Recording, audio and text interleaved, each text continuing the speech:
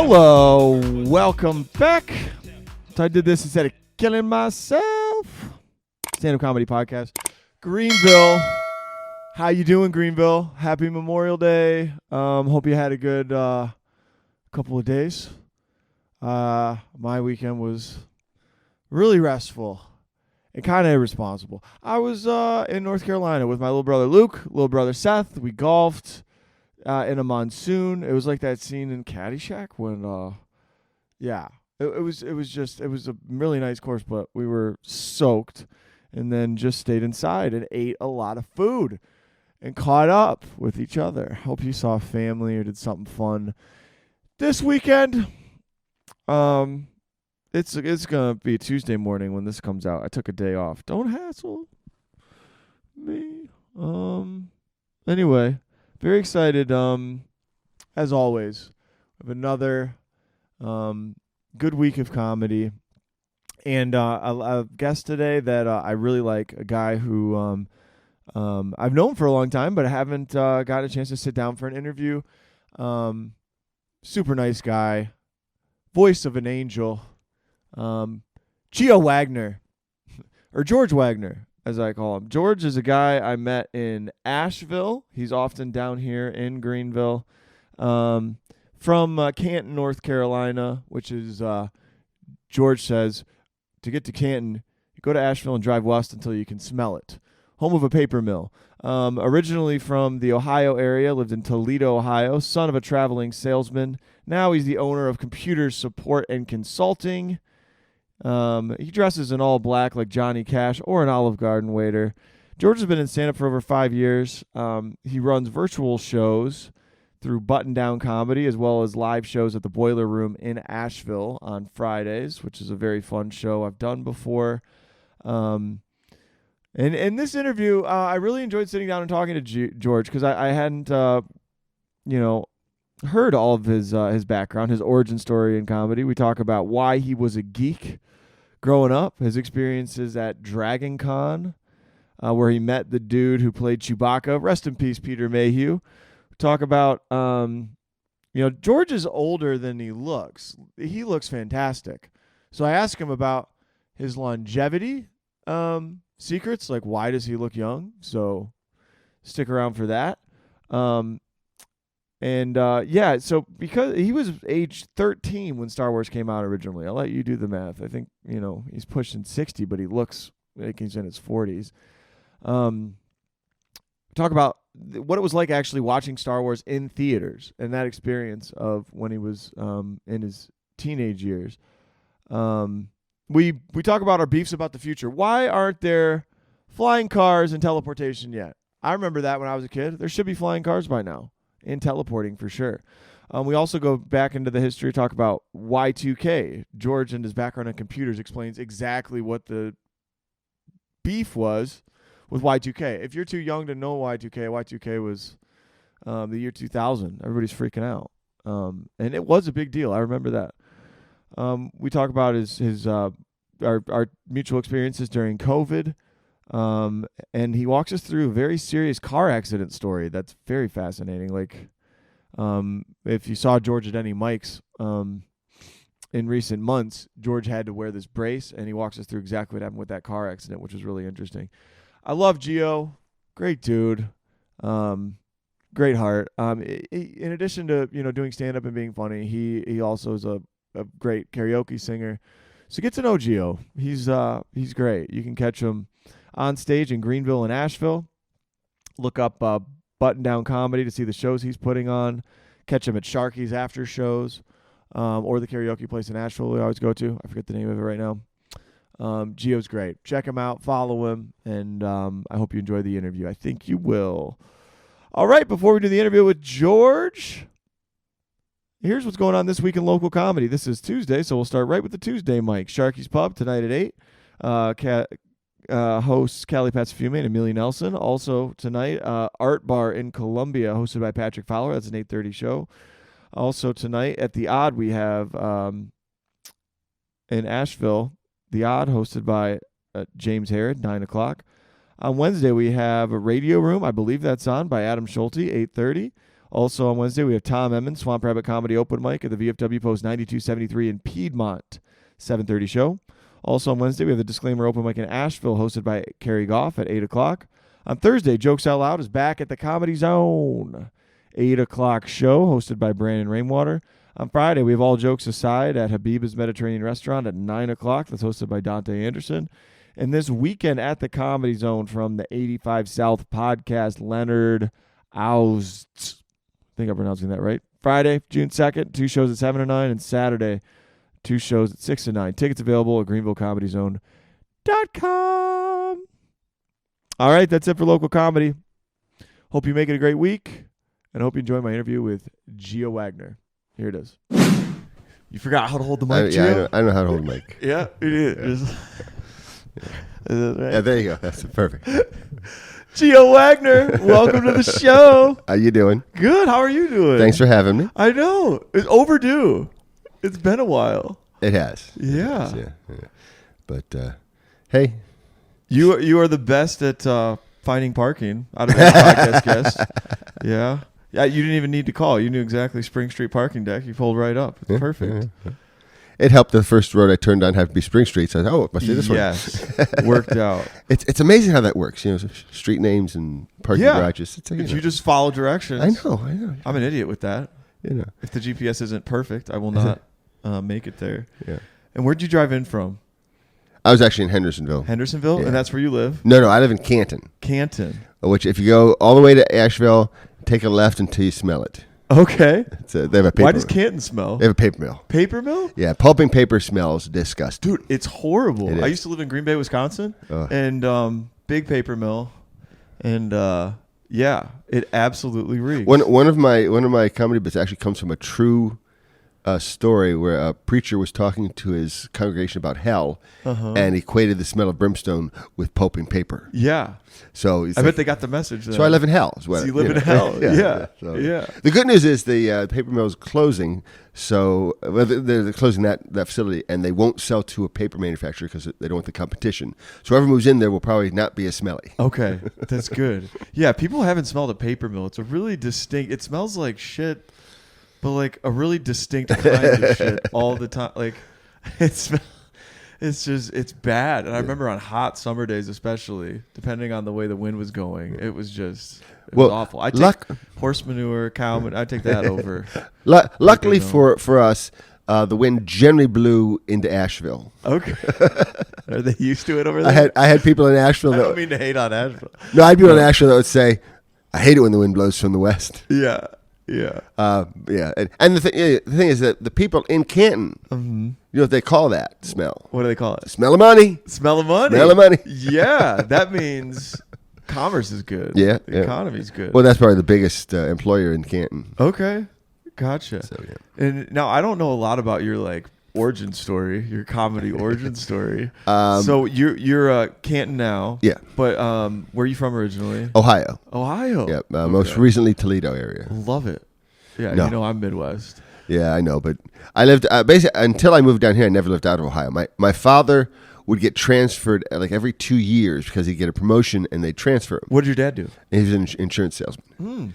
And then he hit district manager, and he didn't want to go any higher because it was all paper pushing. Okay. And so we stayed in the Toledo area for the longest time. Okay. Toledo kind of gets a bad rap. It deserves it. Yeah. Deserves it. I remember one time I was playing, I played basketball, AAU travel basketball, and we were in Toledo for a tournament. And we went to see this movie, and I forget what the movie was, but this woman was she was talking about how she had the roughest upbringing. She's like, I grew up on the wrong side of the tracks in Toledo, Ohio. And we were in Toledo. And everybody in the theater started booing. They're like, boo, we like it here. Well, Toledo's biggest claim to fame was Klinger from the show MASH. Klinger? Klinger. What's that? Jamie Farr. MASH was a show. I know MASH. Yeah, but... Klinger was the guy who was dressed up like a woman trying to get out the whole time. He was supposed to be in one episode. Yeah. And the response was so positive that they kept him basically the rest of the series. So, he's from Toledo, and throughout the series, he would throw in references to Toledo, the Toledo Mud Hens, Tony Pacco's restaurant. Yeah. The Mud Hens are a really good baseball team, right? And he kind of became the spokesman for Toledo for a lot of things. Okay. And Yeah. my father and mother actually ran into him at a restaurant once, and my dad made a comment. Said, "I didn't recognize you without a dress." Without missing a beat, he goes, "I would look great in your wife's dress." He's quick. Yeah. So that character Klinger was on the show, and every time he was on, he was dressed as a woman trying to get out of the army. Up until the last couple seasons, when they lost the one character who was kind of the assistant to the company the commanding officer, and when he left, Klinger kind of took the role, and then gradually got out of the dresses, because he was trying to get out, but you'd think after 5 years of trying to get out, you'd stop. But he went he went like 8 years in dresses before they finally got him back into. And he was always casual. He still wasn't military. Yeah, he was casual. Always had the mud hands hat on and the jersey sometimes. Okay, maybe he was trapped by the bit. People liked that he dressed like a woman. He could not do it. Yeah, well, it got him the job. Got him the job. It was supposed to be, like I said, it was supposed to be one episode. Yeah, and he's there. How would you feel about that? Like, what if you? As part of your act, you tried dressing up like a woman one time or doing something outlandish, and it killed. Well, and they said you could be famous, but you have to do this thing every time. I kind of had that. I do my preacher bit where I come out with heavy Southern drawl. Oh, I like that one. And it gets really good. And I got a feedback. You don't have to do the bit. What's the opening word? Oh, the Bible tells us. The Bible tells us. Yeah. You did that at the Comedy Zone. Yeah. And you didn't open with any other words. You didn't speak at all. Oh, I know. The first things out of your mouth was, the Bible says. Whenever I'm doing that bit, I don't say anything beforehand. I don't talk to anybody beforehand. Right. Because if I'm doing a new place, they have no idea that's not me. That's not you, right. And you have them when you get one of two responses. You either get a chuckle or you get a, oh, shit. And so I get either of those things. I'm like, yes, I got them. I like stuff like that, though. Jess Cooley has a preacher bit where he's basically in character the entire set. That is so good. So good. I appreciate that kind of bold, like, just whatever. He kills me. I mean, when I found out that he's been doing comedy a shorter time than I have, I'm like, oh, shut up. Yeah. Yeah, I agree, man. Because he was only 3 years in when I met him, I think. Yeah, he's like about 6 months less than me. Okay. And he has just the most phenomenal grasp. Mm-hmm. I mean, he can hear something somebody says and just find something even funnier about it. Mm-hmm. It is amazing. Yeah, and the polish on his bits. I was actually talking to some other comics. We're giving Jess a lot of love, but last night, at the karaoke bar about Jess and how his bits are so polished. Like they're so, He's his own worst critic. He's worked them over so many times, and and I appreciate that because like a lot of the jokes I do, I'm so ADD or like to do new stuff. I'll throw out new stuff before I'll really really polish old stuff. I've got like 3 sets that like my preacher bit's one of my favorites, and it's probably one of my most polished ones. Mm-hmm. And I don't hear you do it a lot. Well, I don't, because I've kind of set it aside to do some new stuff and build up into it. But whenever I have to have a go-to set, that's one of 3 sets that I'll do. Okay. And it depends on whether I've done it there before. Uh-huh. But always as the opening one? That one best as an opener. Best as an opener. It is best as an opener. Yeah. But I actually got feedback once on that set, mm-hmm. and they said that the only complaint they had was I should stay in that character the whole set. Okay. Didn't and my problem is I dropped the accent too easily. I'd have to really say hard. That kind of sucks. They said like, we don't really like you. We like that cartoon you did at the beginning. So yeah. But I mean I could see most of that set working with the drawl. I just have to practice and practice and practice. I see comics do that. Larry the Cable Guy. Larry the Cable Guy. That's not his voice, and I mean he's. Oh yeah. He's a liar. I think most comics are. I think the blue collar comedy guys are straight up fucking liars. I'm just kidding. That's not my cup of tea per se, but yeah, I see some guys like Rory Scovel. He I talk about him all the time, but he I remember he'd go on Conan and just have a thick Southern, way thicker, and he just deliver it like that, like he's this all shucks guy, and not once get into his real voice for a late night set, which is a crazy risk in some people's eyes. Yeah. But he's very free to just do whatever. So, Yeah. do you like to improv on stage?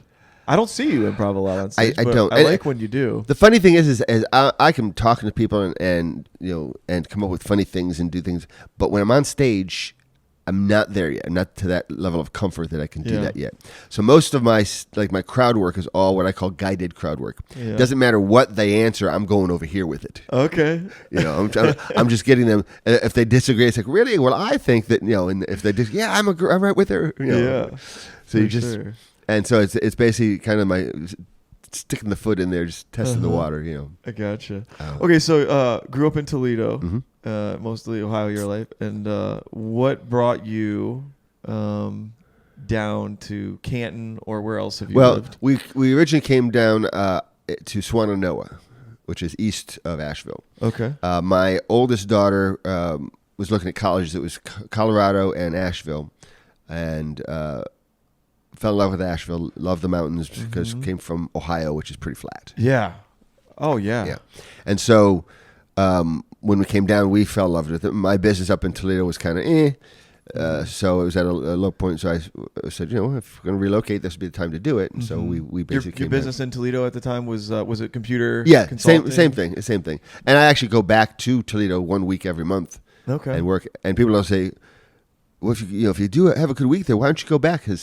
And I tell them, because if I go back, that week of work will be spread over the whole month. Yeah. This way they know I'm only going to be there the week. It kind of gets compressed into that week. So it's usually a good week. Yeah, exactly. If I get away with telling people down here I'm only going to be here this week, I do it. Right, for sure. It's like, no, we can't wait till next month. We should do this right now. Right. Who wants to stay in Toledo longer than they have to? I mean, and the company, was it your own company? Yeah.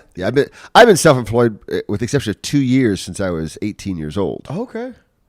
Very cool. Yeah. Very cool. Which is probably longer than you've been alive. I'm old. I'm old. How old are you? 34.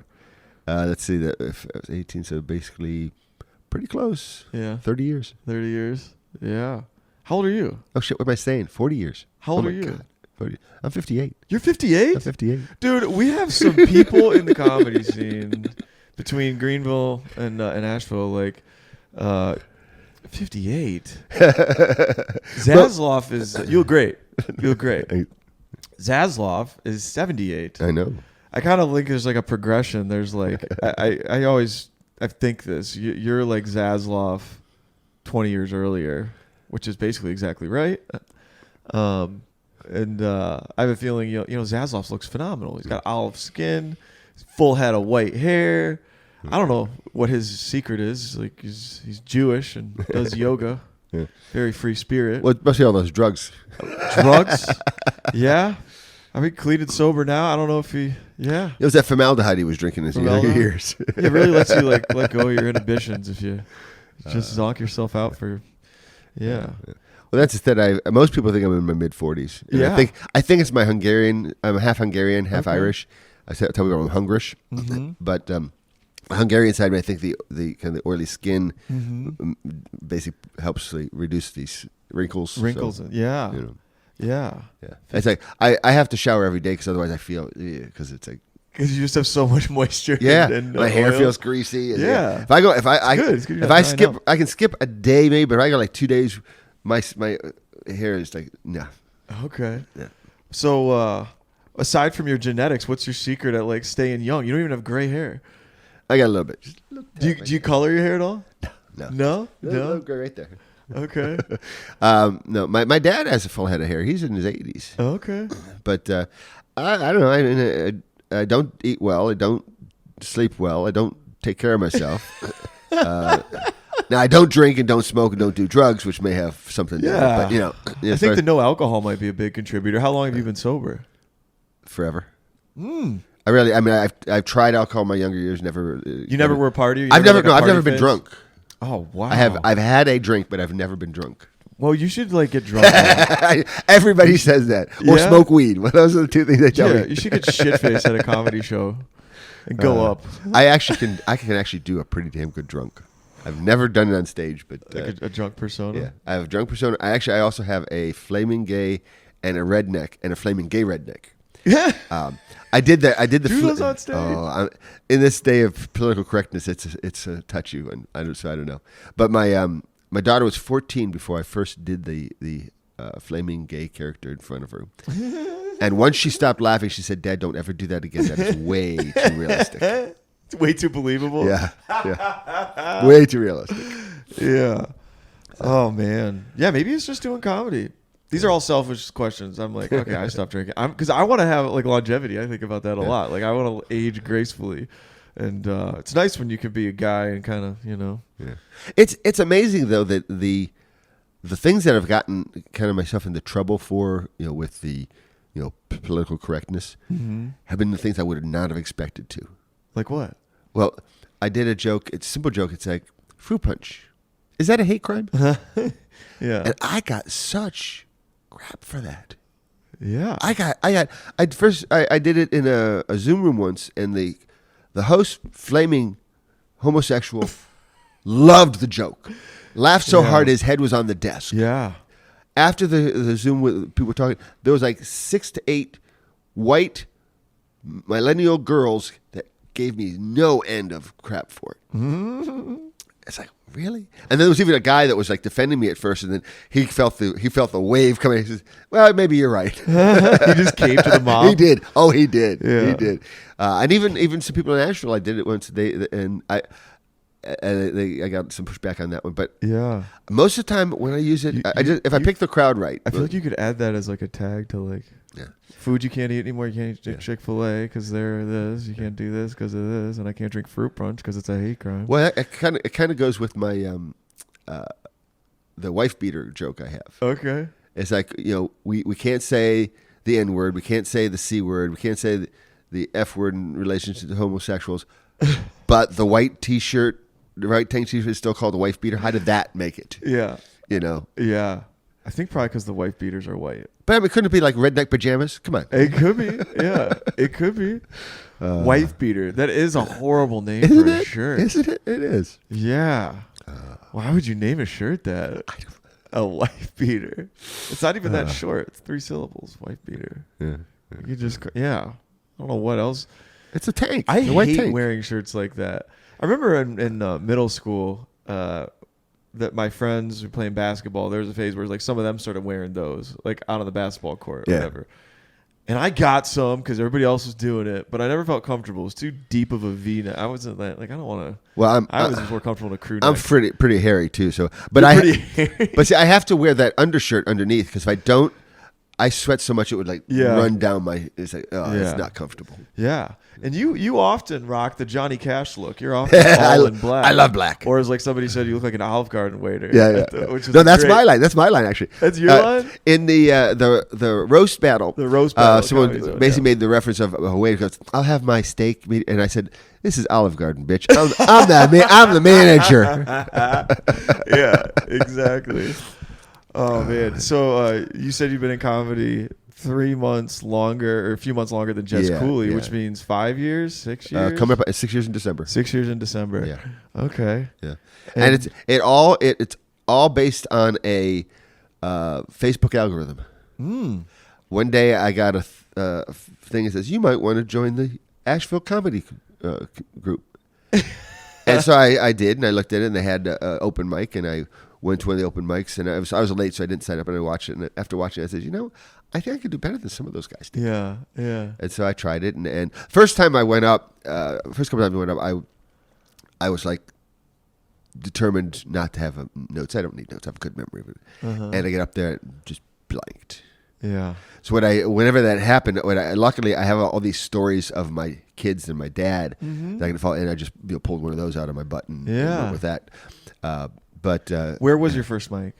Fairview Tavern in Asheville. Okay, I don't think I've been there. It was Hillary used to run it. Okay, way back when, and then she moved it.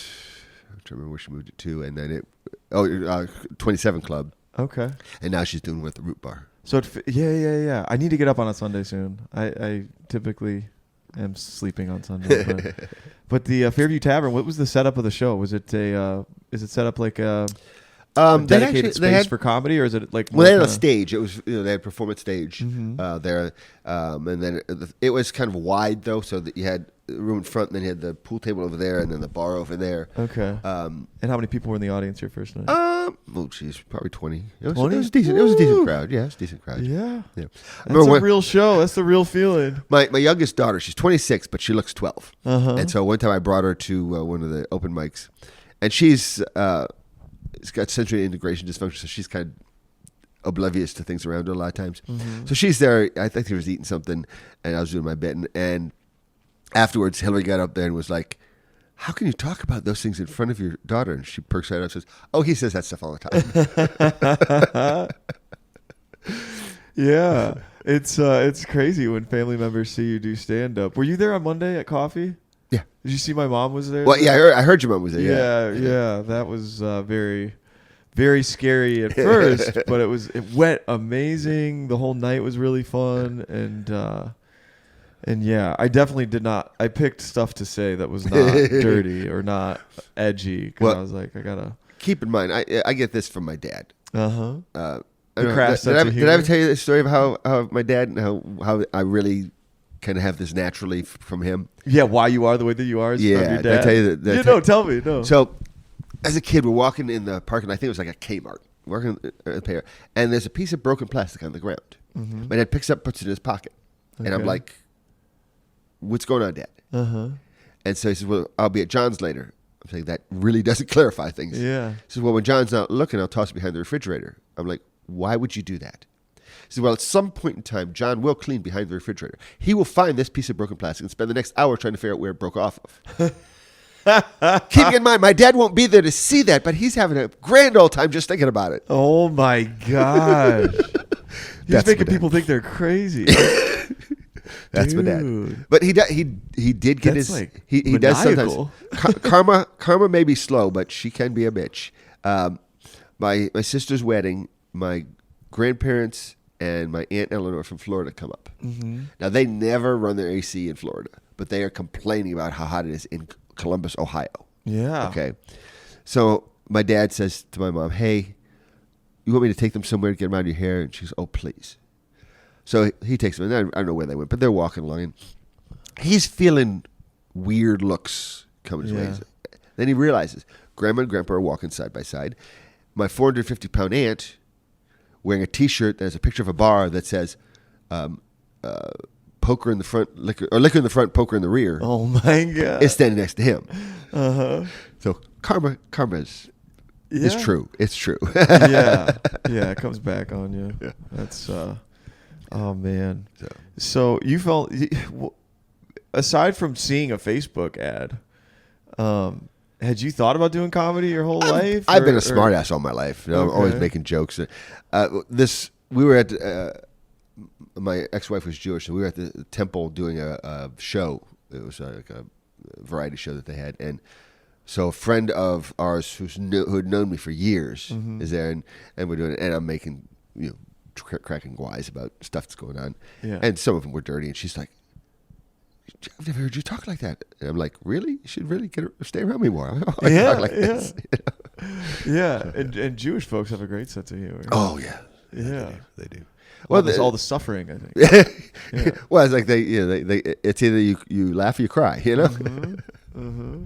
Exactly. So you fell in love with it right away because you've been doing it pretty regularly since that time. I mean, when I was in 8th grade, a teacher came up to me and said, "Is everything okay? Did somebody die at home?" And I'm saying, "No, why?" He says, "Well, normally you're cracking jokes and being the class clown. You've gotten awfully quiet lately. I thought maybe something happened." I said, "No, I can go back to doing the jokes." He goes, No, it's okay. It's okay. I'm just concerned."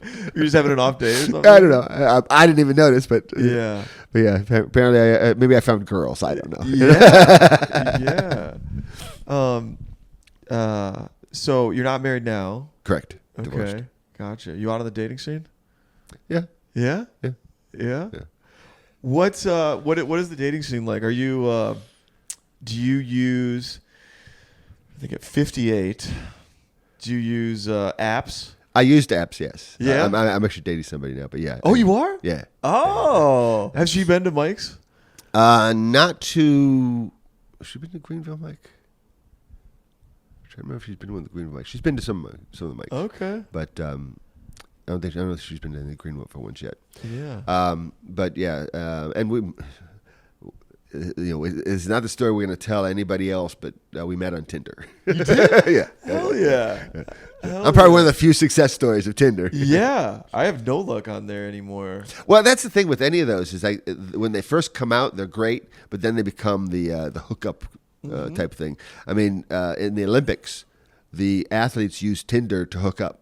Yes. Yeah. I heard that story. Yeah. And I've also heard that now men have I'm going to cry about the plight of men for a second, but apparently men have a disadvantage now in terms of like, well, how women qualify men on there, and apparently they'll show all of the women to guys on there, even if you're not even in their criteria. A lot of women have a filter that says you have to be over a certain height. You and I are both pretty tall, so that's good for us. But if let's say you're like 5'8" or something, and the women don't want to see anybody under 6 foot, they'll still show the 5'8" guy all of the. So he's just swiping for in futility and wasting time. It's just a time suck, and the women can get very choosy on there as to especially the attractive ones. What they do, and I've seen this over the years, is the women have all of the options free. Oh, the men have to subscribe to get those options. Oh, interesting. It's always been they always try to get you to buy likes. Well, they know they know the truth. The truth is it's all about the women. It is. And so if they don't have women on the site, men aren't going to come. Yeah, it's like ladies' night. So yeah, let the ladies come in for free, and that's how it is.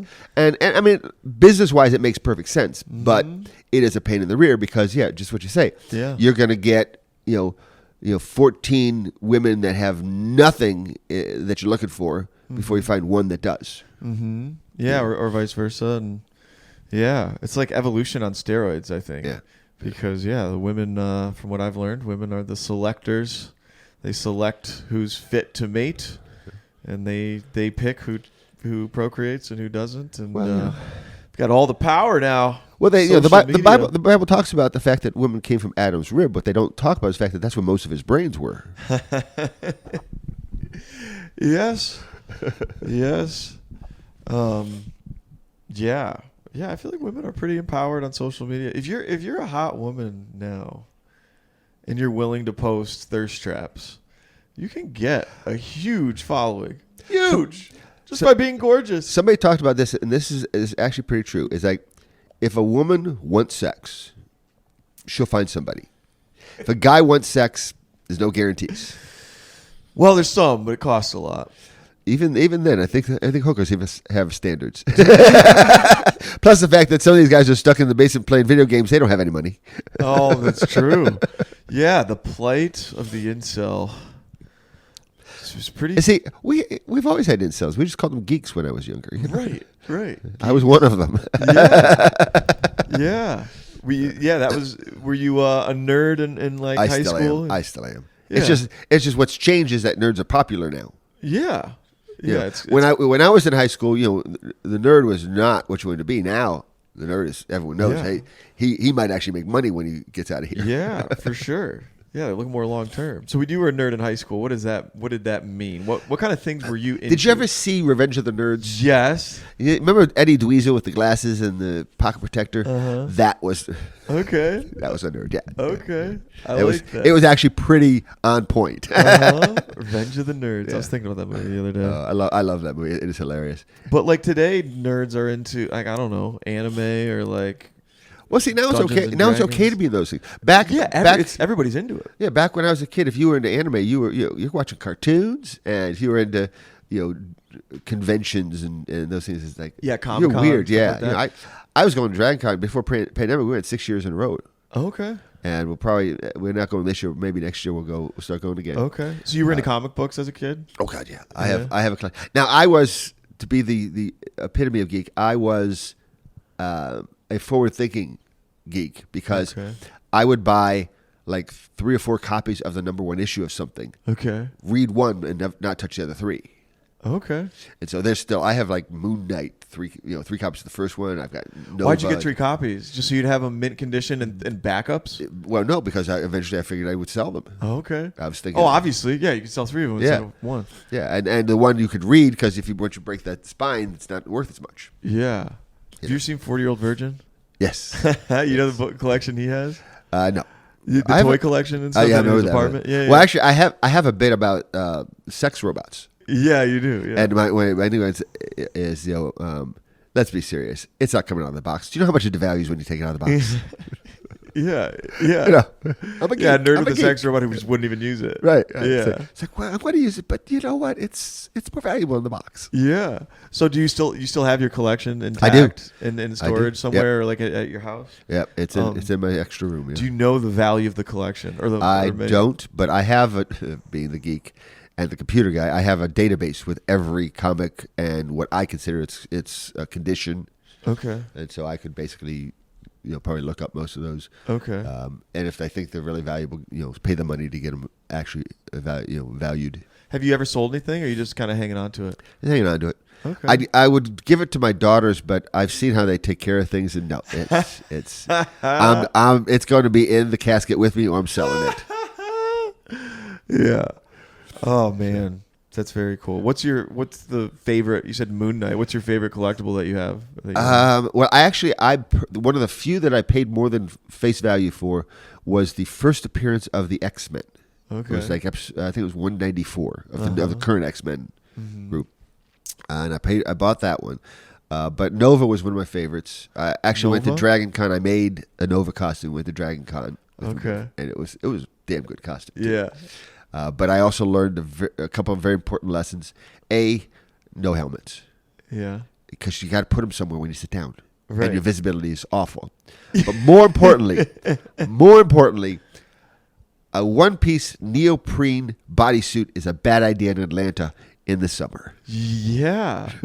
I was squished by noon. Yeah, it's pretty hot. Yeah, and neoprene is waterproof, so the water stayed in. Yeah.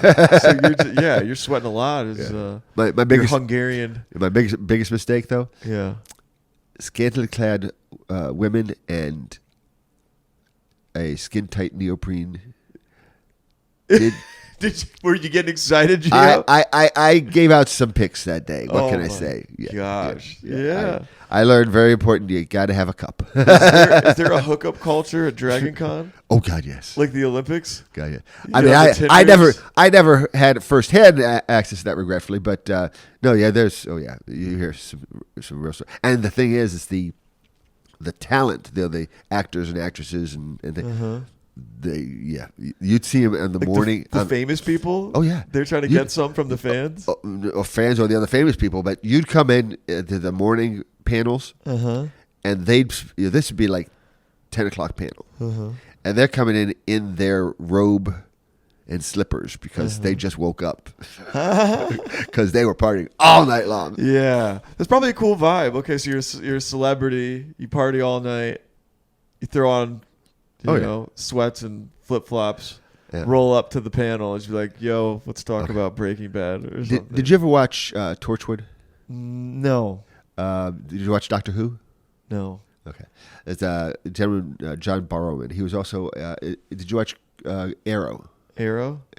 No. Yep. I'm not a big comic book guy. You're not a nerd at all. I'm all. kind of faking it. I know. Well, he is flaming, and he is hilarious, and he told stories that if you or I were to do these things, we would have been fired by HR that day. Right.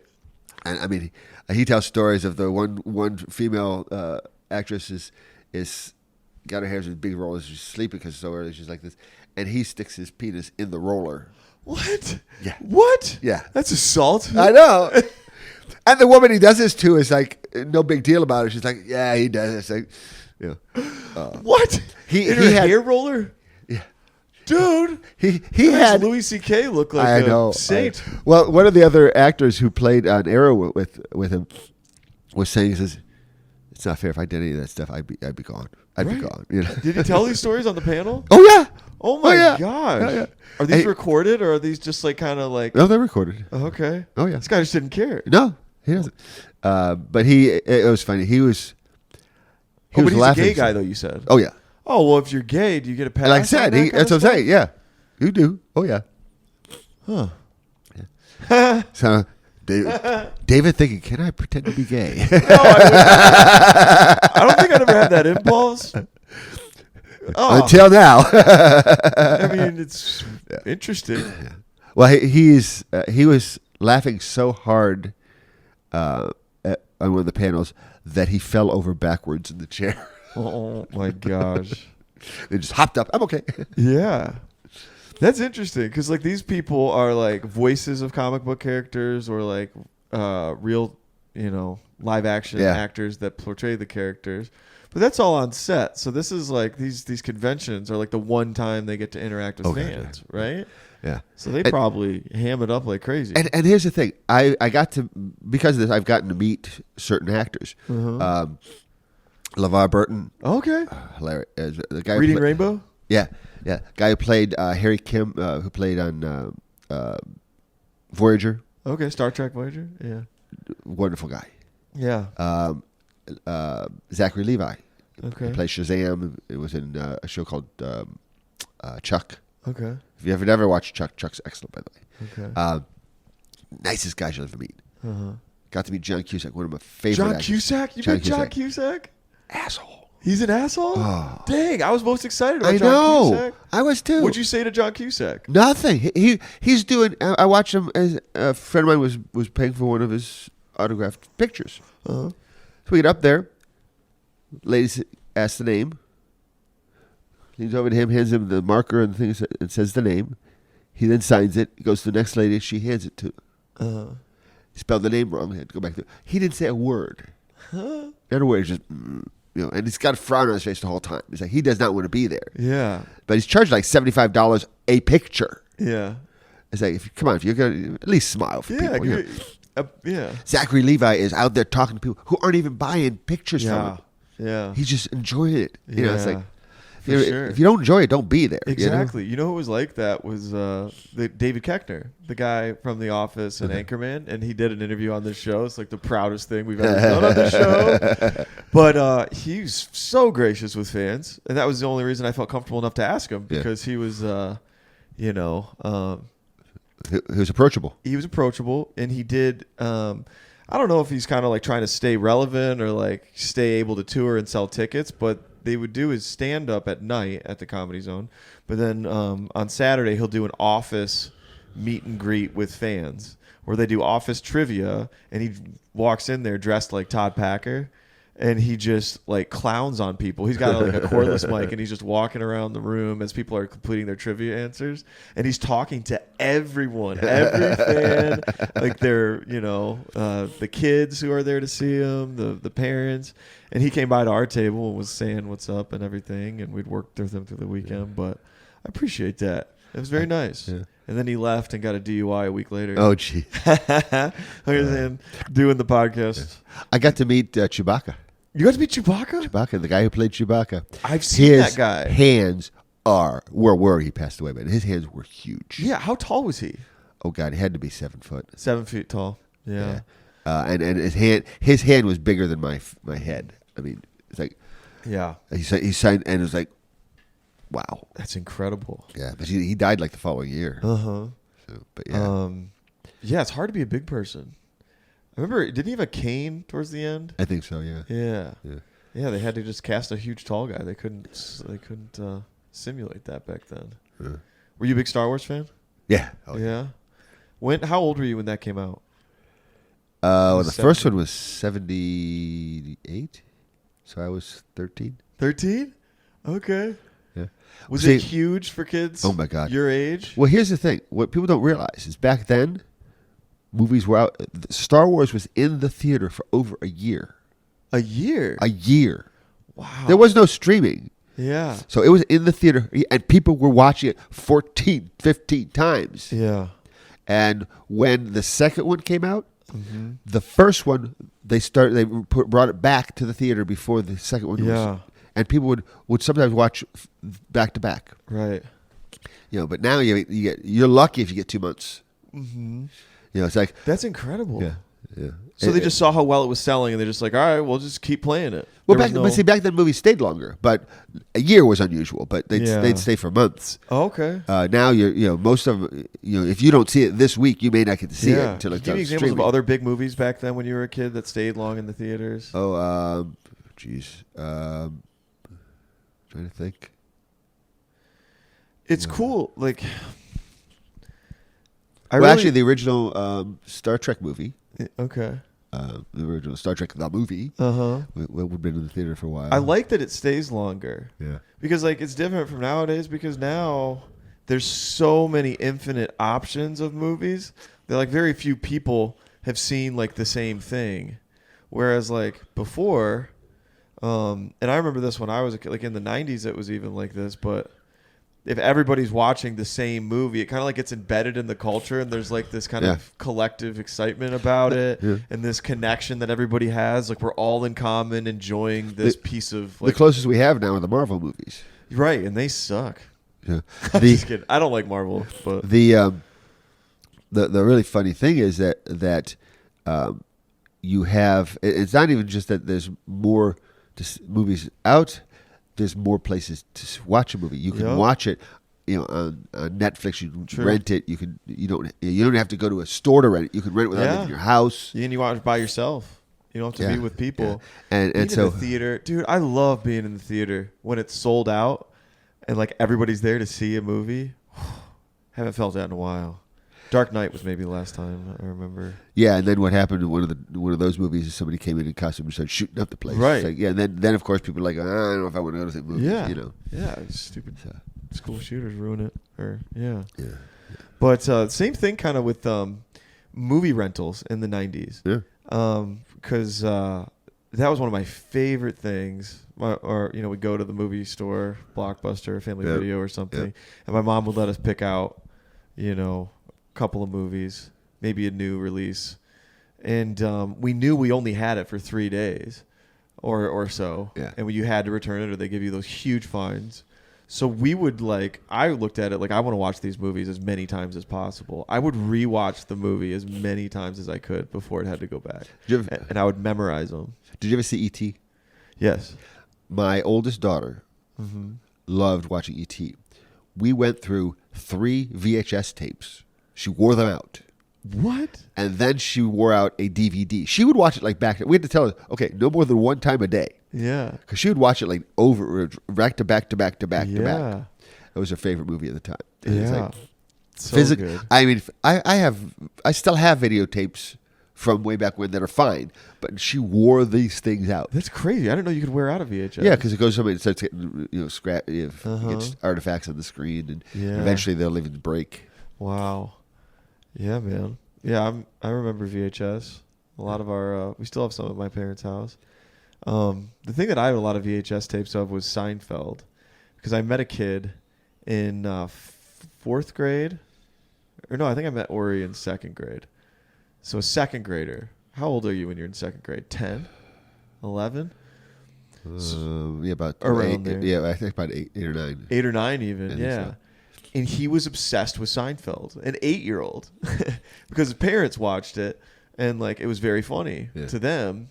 And this was 97, 98 when Seinfeld was about to go off the air. And I remember being in a van, because his parents had one of those old full-size vans where they had the TV in the van and the big seats and stuff. Yeah. So I remember we were carpooling to a basketball or something, and in the van we were I distinctly remember they were watching the finale of Seinfeld that they had taped, and I was like, what is this show? And Ori's like, dude, it's Seinfeld, it's great, it's on, and because it wasn't on DVD, I'd have my mom go to the store and we'd get blank VHS tapes, and we would wait for it to go on syndication, and we would record. So we built a database of Seinfeld episodes on VHS, just recording them off of it, and we go back and watch those over and over again. We had became a comfort thing. We had one of those vans too. It was great for trips because you have a table you could sit at with food with TV in there. Yeah. It's almost like a camper or something. That's what they need to do on the new electric car drives. We can sit in the back, watch TV, and eat. I agree. Don't they have those? Don't they have a TV? Don't they have like you can watch stuff? Well, actually, On a Tesla? at this point, you're still supposed to be eyes on the road when someone's supposed to watch on the road. Yeah. So eventually, though, it'll get to the point where it's deemed safe enough. For sure. As soon as that happens, once it's like consensus safe and you can just not even drive, I'm getting whatever car that is. I'm gonna 100%. I do so much driving. I would be in line for that. It's worth so much money. Think about the amount of time you could save. You could sleep. You could sleep. You could write jokes. Like a lot of times, driving up to Asheville or like, somewhere else, I'll try to write in the car because you run out of time during the day or just like think about stuff, but you're kind of distracted. Well, being that I'm alone in the car, Siri is a wonderful thing. I can dictate. Oh, you dictate. Okay. Yeah. But, yeah, man, it's almost like that would almost make flying obsolete. If you can make a car really comfortable and you can just put in a destination, go to sleep, and wake up and you're there, that to me is better than plane travel because... Well, it's like the anesthetic I had when I had surgery. It's that you just appear. Yeah. Yeah, exactly. Well, they lied to me as a kid. We should be having flying cars and teleportation right now. I agree. I agree. It's not even that far back because I remember as a kid, I would draw doodles of like I drew a hover car. It was like a concept I was trying to design, and we were talking about that. Yeah. Like I'm sure by mid 2000s we'll have hover cars. When I was a kid, by 2000 we were supposed to have some really cool stuff. It's like all we had was basically a blockbuster bill that was $14 million because they didn't have the year 2000 figured out. Yeah, exactly. Yeah, Y2K. Remember that? Oh yeah. Oh. You kidding? I was involved during that time in the computers, so I knew real well about that. Were you worried that something bad was going to happen? Well, here's the thing. You get a lot of people who talk about it like it was no big deal. I don't know why they made such a big deal about it. Well, they made such a big deal about it so that people would fix it so it wouldn't be a big deal. Had they not made the big deal about it, they wouldn't have fixed the stuff. It would have been a big deal. Right. So it's like, which comes first, the chicken or the egg? Do you have the problem before you fix it, or do you fix the problem so you don't have it? Right. Because there were still some examples where somebody brought a VHS tape back, and it said that they rented it in 1900. So the late fee was like astronomical. Yeah. And think about that in a airline computer, or in a train computer, or in all these factories that have computers. If they hadn't fixed those things, and back then, these programs were created when there wasn't a lot of memory, so you had to be. So it was all two-year dates. That every time a date was used, it was a separate entry. There were no loops and nested, none of that. Yeah. So if there were 100 places where the date was used, you had to find and fix 100 places. Wow. So there was a lot of COBOL programs were raking it in because COBOL was a dead language by then, but that's where most of the stuff was programmed in, especially in the financial industry. COBOL. No T. And that's where most of the financial community was still based using that stuff. language. Yeah. Oh yeah. So they had to switch to what? Well, they first had to get somebody to come in and fix the stuff. Fix it in COBOL. Right. So these COBOL programs who had retired, they're going to come out of retirement. They get paid $10,000 to fix this thing. It's like they were raking it in. Yeah. There was an old joke where a COBOL programmer just raked it in 1999. He put himself into cryogenic sleep for 2 years. Just wanted to make sure that he was past anything that was going to happen. Did he actually do that? No. It's a joke. It's a joke. Okay. And so. He's awakened and he sees these people in the lab coats and they're kind of looking at him funny. And the guy says, well, there was a glitch in our computer system and you were asleep for 10,000 years. And the president wants to talk to you about the Y10K bug. He came back again, the Y10K. Yeah. Oh, man. Yeah, that's interesting. Make a big deal about it so it's not a big deal. Yeah, I mean, I wonder if that same logic applied to COVID. Let's sound the alarm a little extra. I don't know. It's kind of extra because it's one of those things like if you don't put the fear of God into people now, then what could happen? It will happen. Yeah, and it's true. And I actually, the first days of COVID, man.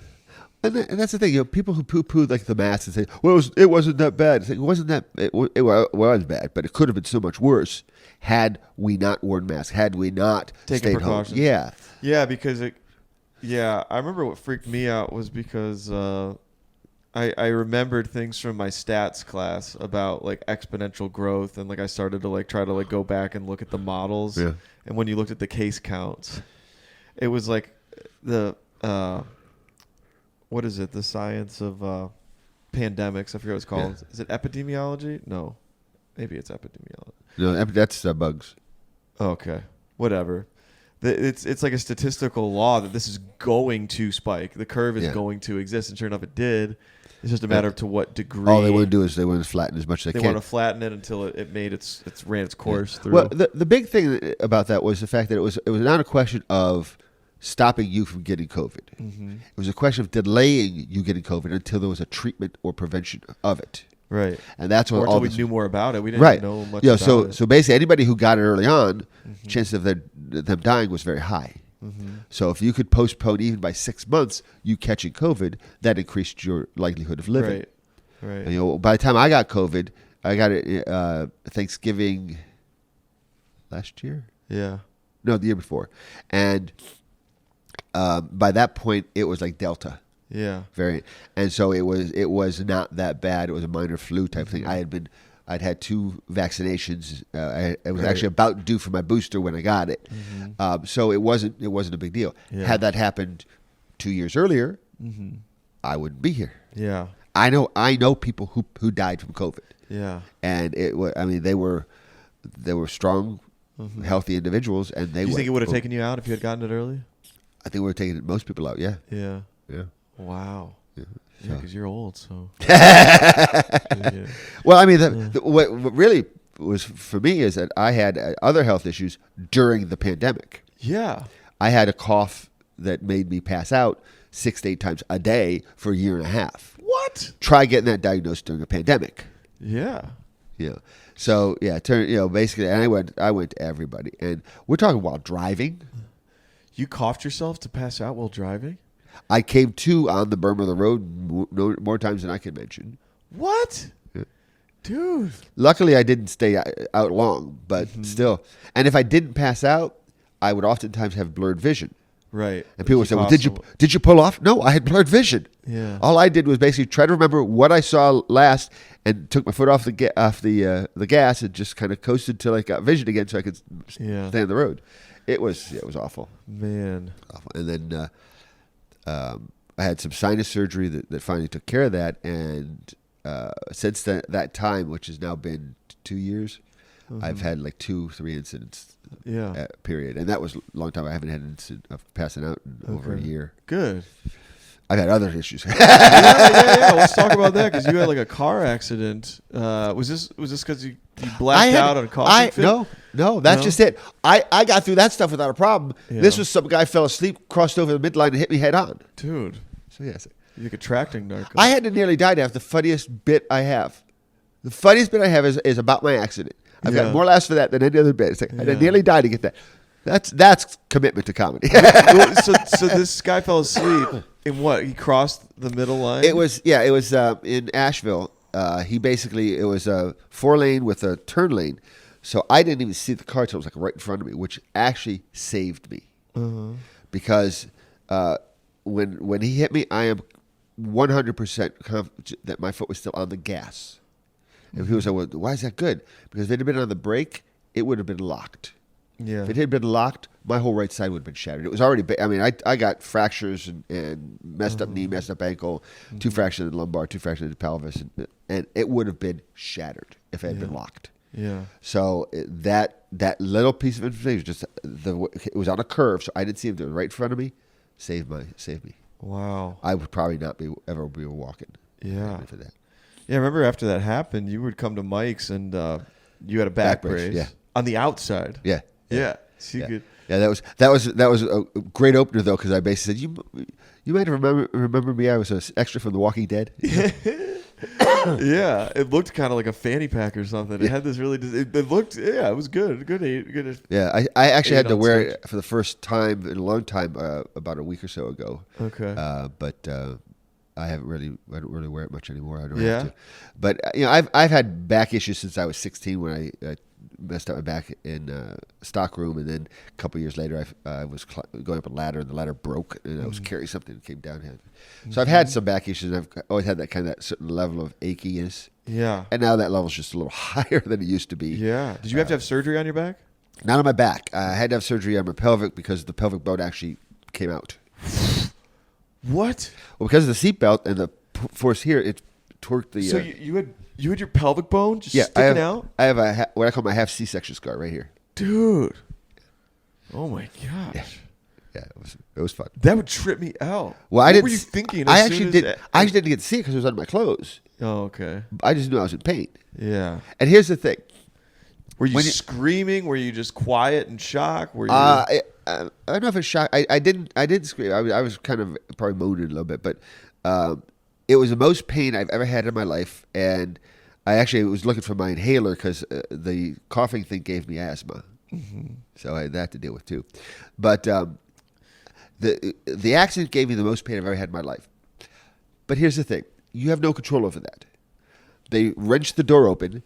They say, "Okay, we need you to lean forward so you can get out of this Honda Civic coupe." It's like, no, they want me to lean forward. They don't want me to bend my neck because they don't know if I have a spinal injury. I can't do my legs because that's where it'd be worse. I had to lean forward, so I had to purposely inflict more pain on myself. It's like, I didn't want to do that. Yeah. That you're thinking about. The accident, you have no time to think about it. But here it's like, oh, shoot. Is there anything that like activates in your mind of like to shut it off? Like it's so much pain that like you can't even register it. Like, well, I think after you had the intense pain of the the time, shock. I think you kind of just you distracted with it, dealing with everything else. And I had glass in my hands from the windshield for 2 months. I was still finding pieces of glass. They said that would happen because the body would push it out over time. Some of them got in pretty deep. And the thing is, it's glass, so it's like I can feel something, but I can't see it. Right. So I'm like trying to get it out. It's like, oh my gosh. Like, you can't even use tweezers because you can't see it. Right. It's like really small pieces. Yeah, yeah, and some of them were actually bigger than you'd think. Yeah. But I had. So how knuckles were. So the collision happens. Yeah. How long were you sitting in the car before somebody came? Not that long. I think because of where it was, there was a lot of people around. They were probably within minutes. They were wrenching the door open. Okay. And then the real funny thing was my phone. My phone was in shock. This touch screen wasn't responding. Okay. So they got my phone, and I tried to use Siri to call my daughter because I was on my way to pick up my daughter to take her to work. So the call didn't go through. I didn't know this. The call didn't go through. So she didn't know. Right. So she's freaking out because I'm supposed to be picking her up. I'm not answering phone call, not answering text, nothing. Right. And so the EMS guy puts the phone on the gurney. And they have me on a backboard because they don't know if I have any back injuries. So when I get to the ER, they take the backboard with me off the gurney. The phone stayed on the gurney. So when I got to a room, I had no phone. Yeah. I don't remember numbers. Yeah, me neither. The only number I remembered was my ex-wife's because it's one number off my number. Yeah. And so it was like 2:00 in the morning when I finally got a phone. Yeah. And then my phone, I'd put in the lost mode and put my room number, and it finally made its way back to me. Yeah. But I'd forgotten how to turn it off without swiping because the screen's not responding.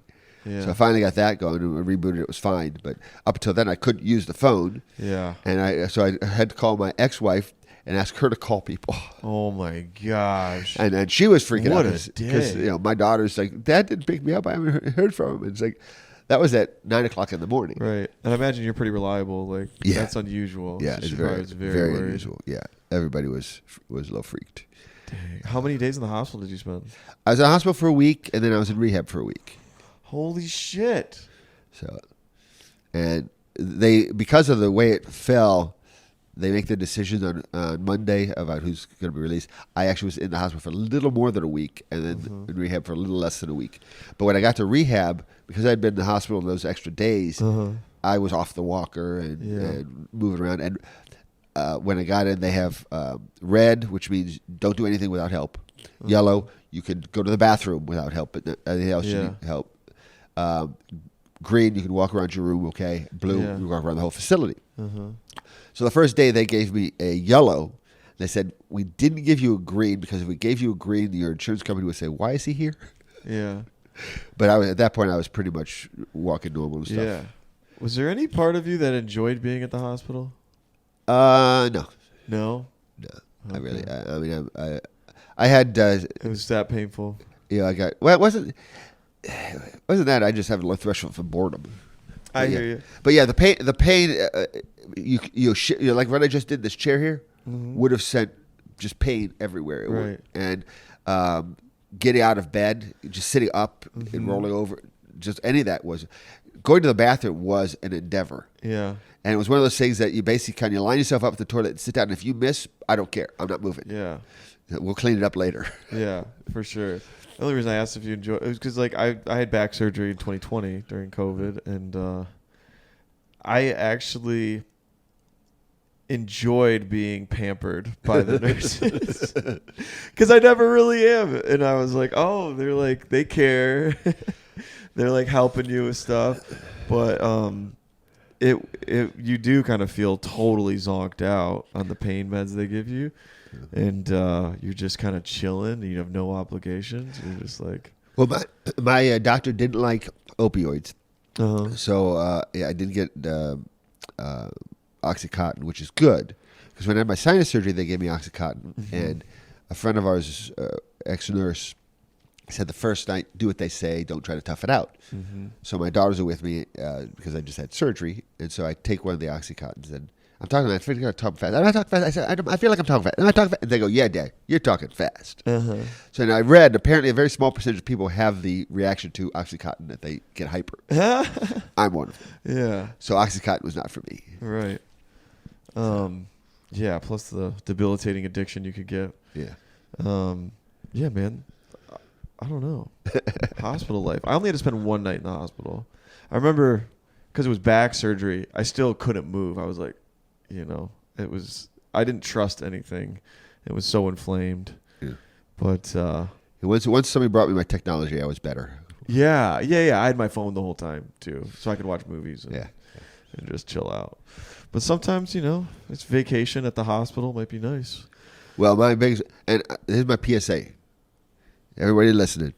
It's on your auto insurance.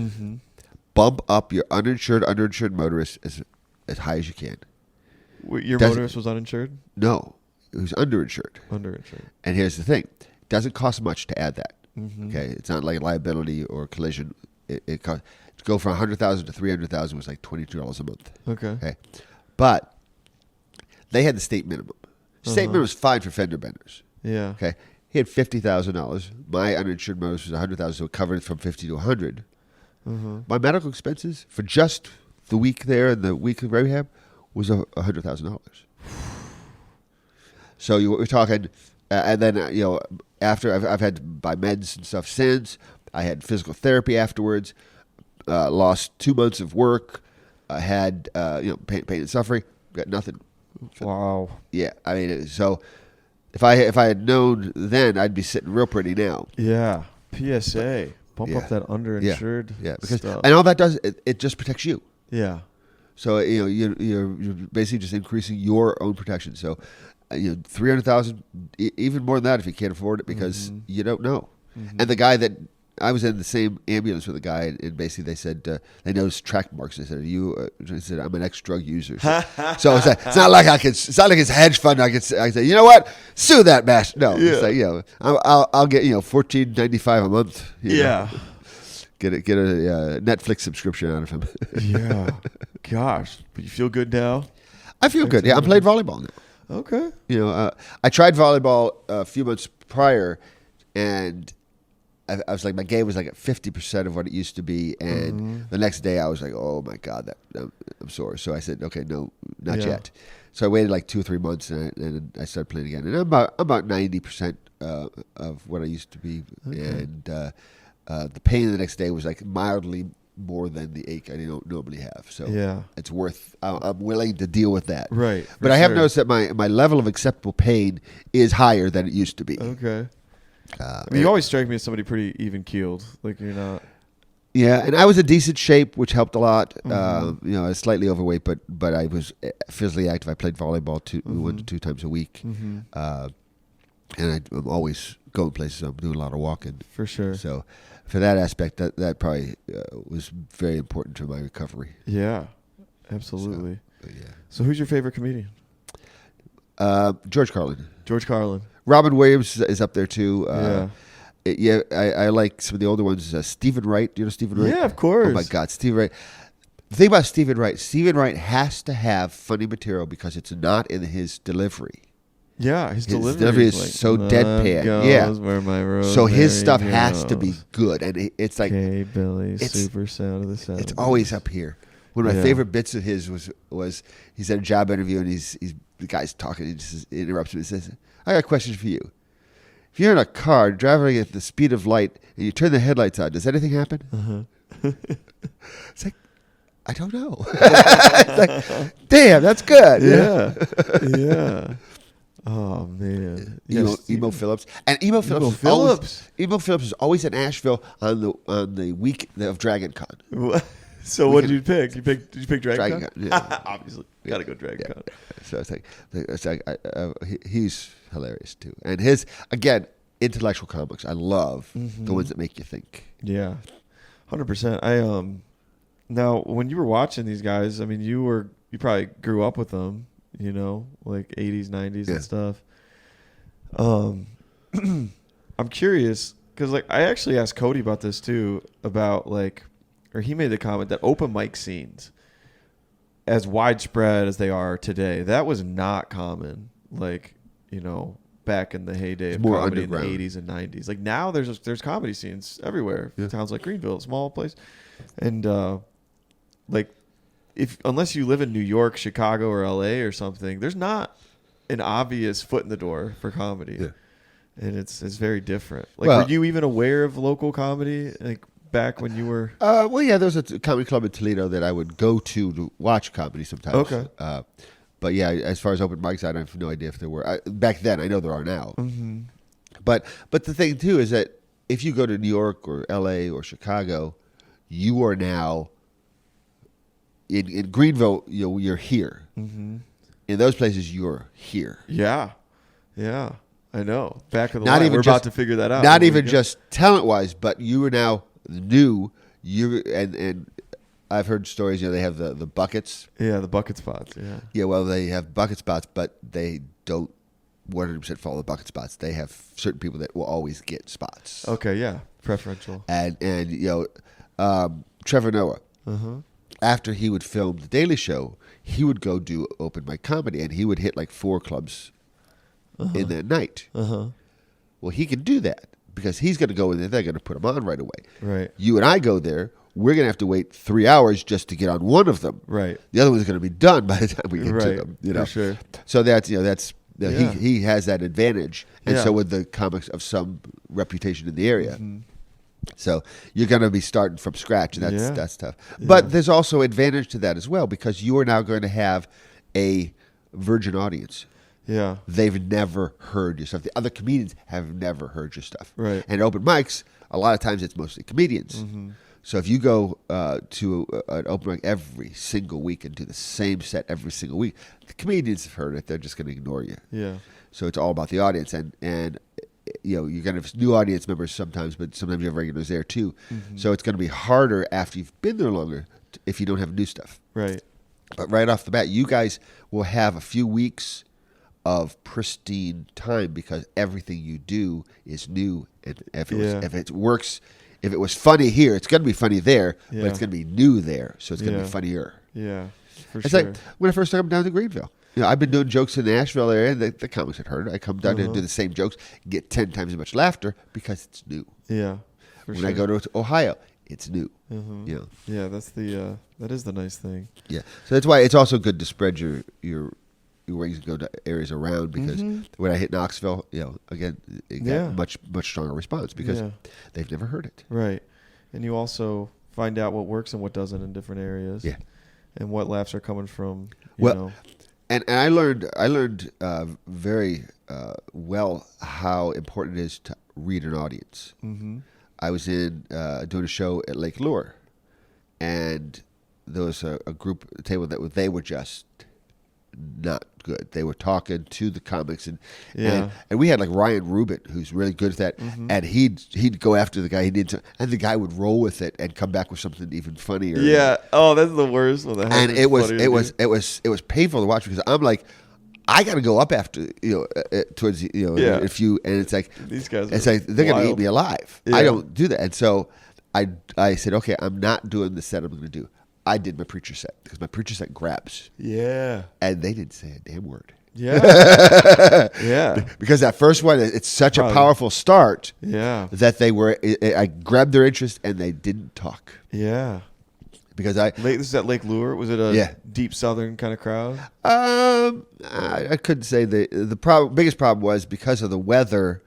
They brought us inside, and instead of being outside at the end of the lounge with the bar at the back, we were in between the bar and the lounge. The bar had no interest in listening to comedy. I got you. The lounge did, but the table that was problematic was in the lounge, was right in the front. Yeah.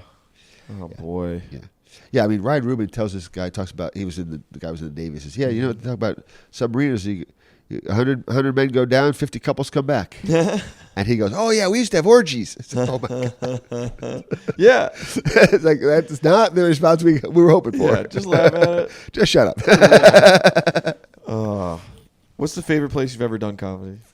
Favorite stage? I really enjoyed Laughing Skull. Yeah. Laughing Skull was good. And I was going up, I was waiting to go up, and the host was just complaining because the three comics in front of me, his words, they all bombed and they were all running along. Okay. I'm a geek. I've got my stuff in a database with times, so I knew my set was 3 minutes and 54 seconds. Okay. And it was my preacher set. Yeah.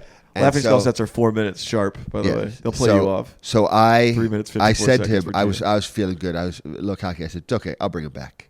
And I went out there and I did my preacher set, and it went really well. And I came off, and the guy said, 3 minutes and 57 seconds. That's good. Yeah. Yeah. You're like, I blew it. I went over by 3 seconds. Yeah. Well, they were laughing. I had to wait. Right, I know. It's nice Oh, for the God. laughter. I did get, for the first time, a solid laugh break. Wasn't there, but at a show, a laugh break where I had to wait. Yeah. That is such a great feeling. Isn't it? I was at early on, about a year and a half in, 2 years in, I took the Charlotte Comedy Zone workshop. And one of the guys there, an Indian gentleman, had this great joke. And we're watching him, and he does this joke, and the audience just dies. And they're laughing. And they're laughing.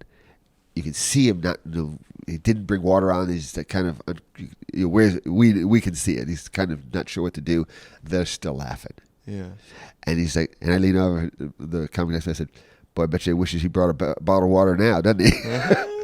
But I mean, the feeling is wonderful. But it does get to the point where, like, okay, when's enough, And they were laughing hard. It wasn't like they were still chuckling and it was trailed off. It wasn't trailed off. They were just, it was a great joke, and he delivered it well. And that it has to be one of the highest points in his time at that point, but also one of the most uncomfortable. Yeah. Because like, when do you step on it to say, okay, stop laughing, Yeah, I think some comics, you get that killer instinct of like, if they're laughing real hard, you wait just long enough, and you use that time to think of what to say next. And then you get them again and again and again. I don't know how to do that, but that's what I imagine. Some of my best jokes started out small, and then I'm on stage and I just make some smart-ass comment at the end. It's like, ooh, that worked. I'm going to add that. And, and they just keep getting a little longer. For sure. Yeah. 100%. Yeah, Laughing Skull, that's a good one. I like that stage. I think National Music Hall might be one of my favorites. I was thinking about that last night when I was up. The only problem there is that there's so many comics, it gets a little frustrating at times. There are. But that room when it's, when it's going well, like. They always have decent crowds. It's cool, like, because it's, for anybody who hasn't been to Music Hall, it's like, you're standing on the floor on a rug, and there's chairs right around you, but it's lit like a stage, so they're all right there. And I really appreciate if, like, when if there's laughter, there'll kind of be like people at the bar. You can kind of feel them start to pay attention, and then like if it keeps going well, then like everybody's watching, and it's kind of oh gosh, it's just such a good. You feel like you're like in the crowd almost because everybody's so close to you. Yeah, and I like that even a little better than Comedy Zone. Comedy Zone, you're high up and you're distant from them. Yeah, and you kind of have to like wait on the laughs. They used to have it on the stage, and they moved it down there because of that very reason. Yeah, I was kind of intimidated when they had Music Hall on the stage. I didn't like that as much. Yeah, Music Hall they always seem to have a good crowd. And the funny thing is they will announce give the 5-minute warning, and there's like a quarter of the seats are full. Yeah, by 8:05. Every seat is full. And there are people standing in the back. For sure. It's like Asheville just has this thing about not getting there early. yeah. Which is, that can be kind of nice. Well, for the audience, actually, I guess. Yeah. But I was going to say Coffee Underground, one of my favorite mics now. I mean, because we're starting to get a regular crowd there on a Monday. And it's pretty darn cool. Another one I like, and regretfully it's also on Mondays, I haven't been to it in ages, is the Evening Muse in Charlotte. Evening Muse. It's actually a mixed mic, but they have set number of spots for comics. Okay. And if you're out of town, they'll put you on earlier. Okay. Is that a cool stage setup? It is. It is. It's a very tight area because it's a small bar, but they cram a lot of chairs in there. And one of the times I did, I followed this like 16-year-old girl who just sang like an angel. And I went up there and I said, I'm really happy I'm not singing right now because she was so good. Yeah. You should have tried. Well, that's the thing about the year and a half that I had this coughing thing. I couldn't sing, and my sinuses, I couldn't get anything high at all. Yeah, and that's the other thing about you I want to brag about, that you're a great karaoke singer. Well, thank you. I very much enjoy, because when we go to Sharky's or, what is it called? Lazy Diamond. Lazy Diamond in Nashville, where we were last night. It was a good time. There'll be the list. You're usually one of the first people to sign up and start the night. And you'll always sing like a song that I really enjoy, like Lean On Me. Yeah, I like that song that you sing. I usually try to open up with one of the more karaoke-friendly songs, the ones that the people will sing along with and get involved with. What other songs do you sing? Remind me. I don't remember. I'm a Believer by the Monkees. Yeah. Shrek. Yep. I do. One of my newer ones is "You Got Lucky" by Tom Petty. Okay. How does that one go? You got lucky, babe. When I found you. Okay. I'm not. It's fine. I'm not remembering it. Tom Petty. Every song he has is a hit, it feels like. And then I do a lot of Billy Joel. Love Billy Joel. Billy Joel. Favorite. Piano Man. Do you sing that? I haven't done that one. I've done the three I do most often are Summer Highland Falls, which nobody knows by the name, but when you sing it, they go, "Oh yeah, I know that song." Yeah. You May Be Right and My Life. Those are the big three I do. My Life. I love that song. Yeah. One of the guys at Sharky's always likes New York State of Mind, so he always asks me New York State of Mind. I've done New York State of Mind. That's Jay-Z, right? No, that's Billy Joel. Billy Joel? Yeah. Oh wait, I'm an idiot. What's the song that goes New York? Is it? You think about is it New Jay-Z York, and Beyonce? New York, New York. Well, there's that he did a version of the Frank Sinatra song. Yeah, there's that one. Yeah, that's just called New York, I think. Okay. New York. Yeah. And then I do a couple Frank Sinatra. But yeah, I like a lot of the ballads. Yeah. Those are fantastic, and you have a good, strong, good singing voice. I appreciated. Last night at Lazy Diamond, Alexis left early, but she had signed up for a song, so I just agreed to sing the song she picked, and it was a disaster because I didn't know the song. It was "Criminal" by who was that? Haley Joe? No, I don't know. Anyway, I didn't know it. And you took a video. I just watched the video you sent of me trying to sing that. It worked out though. Alexis, a girl helped me sing it, so that was nice. I wish I got the beginning of it when you were talking about being a girl though. The lyrics are I'm a bad girl or something. I'm a bad girl. Yeah. But karaoke's a good time. I love karaoke after mics. It's like the same. And it's good vibes. It's more relaxed, but it's like still and expressive. granted, I'm a singer. There's so many people there that won't go up, and especially when this Sharky's has some great singers there. And one of those singers will go and they'll go, "Oh God, I can't do that." It's like it's not about that. It's about just having fun. So I can tell people my sister is tone deaf, but she loves to sing. Yeah. As long as you, I mean, even if you're tone deaf, it's not bad. Or if you can hit the notes, but you're not, it's fine. You pick a song everybody likes. People will, if you're having fun, they'll have fun. Oh yeah.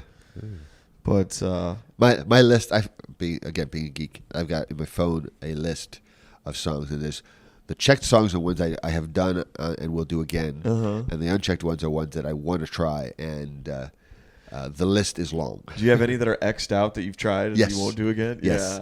Yeah, there are a few, just not in my range, or they just didn't go. Not in your Q zone. There's a James Blunt song, "Same Mistake." Love the song. Never realized until I did karaoke, the music has no cues for the lyrics. Okay. So you got to know that song. Yeah, you got to know it perfectly. Right. Because all that music is doing it's just the same thing through the whole song, and you're like. So you make the melody with your voice. Yeah, there's no, and most songs there's like you can tell them to drop in nothing, and I'm like, I don't know it that well. I'd have to be able to do it a cappella because the music has not helped me at all. Yeah. The song I was trying to sing last night, I was just trying to go off of what the background music sounded like and follow the words and just guess. And it wasn't even close because then that girl came and was singing how it actually went. I was like, not. Yeah. I mean, I could sing it in a way that kind of sounded like it might be right, but not the actual way. Yeah.